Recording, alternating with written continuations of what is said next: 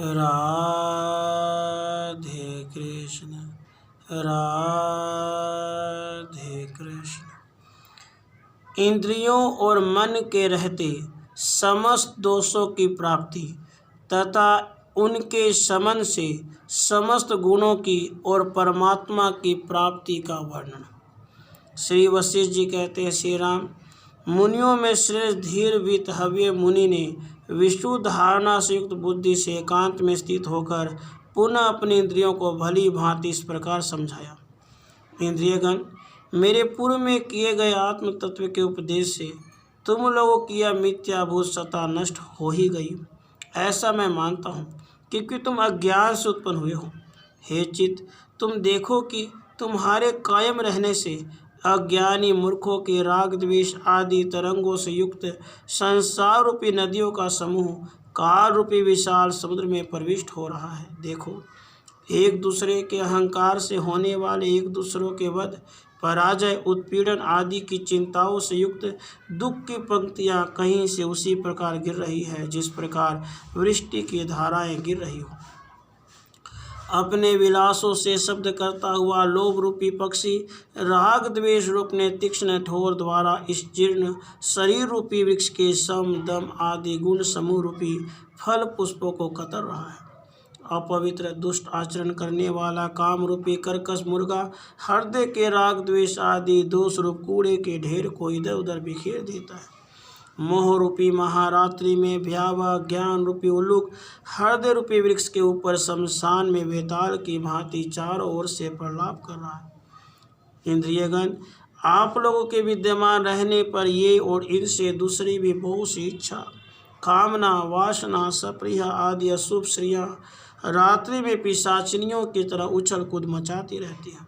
हे चित्त, तुम्हारे विनाश होने पर समता, शांति, सरलता, क्षमा, दया आदि संपूर्ण शुभ श्रियाँ ज्ञान रूपी प्रकाश से युक्त हो उसी प्रकार पूर्ण रूप से प्रफुल्लित उठती हैं, जिस प्रकार प्रातः काल में कमलिनियाँ अमोह रूपी तुषार से रहित रजोगुण रूपी रेणु से शून्य निर्मल ज्ञान के प्रकाश से युक्त हृदयाकाश रूप सच्चिदानंद घन ब्रह्म शोभित हो रहा है। आकाश मंडल से गिरने वाली और वायु आदि से आकुलित वृष्टि धाराओं की तरह दुखदायी विकल्प समूह अब नहीं गिरते। सबको आह्लादित करने वाली शांत परम पवित्र मित्रता हृदय में उत्पन्न हो रही है। अज्ञान का विनाश होने पर हृदय में ज्ञान का प्रकाश उसी प्रकार प्रकट हो रहा है जिस प्रकार शरत काल में मेघों के शांत होने पर निर्मल आकाश में सूर्य मंडल प्रकट होता है। वायु के शांत होने पर समुद्र जैसे सम हो जाता है, वैसे ही प्रसन्न विशाल गंभीरता से युक्त शोभ शून्य तथा राग द्वेष आदि दोषों से रहित वश में किया हुआ मन सम हो जाता है। परमात्मा की प्राप्ति रूप अमृत प्रवाह से पूर्ण तथा अविनाशी आनंद से संपन्न पुरुष शांति से युक्त रहता है। केवल सच्चिदानंद परमात्मा विश्राम हो जाने पर परमात्मा के स्वरूप का पूर्ण रूप से अनुभव हो जाता है। चित्त, तुम्हारा स्वरूप अविचार के कारण ही कायम है। विवेक पूर्वक विचार करने पे तुम कायम नहीं रहते, किंतु केवल एक सम स्वरूप परमात्मा ही भली भांति समभाव से स्थित रह जाता है। विचार न करने पर तुम उसी प्रकार उत्पन्न होते हो जिस प्रकार प्रकाश के न रहने पर अंधकार।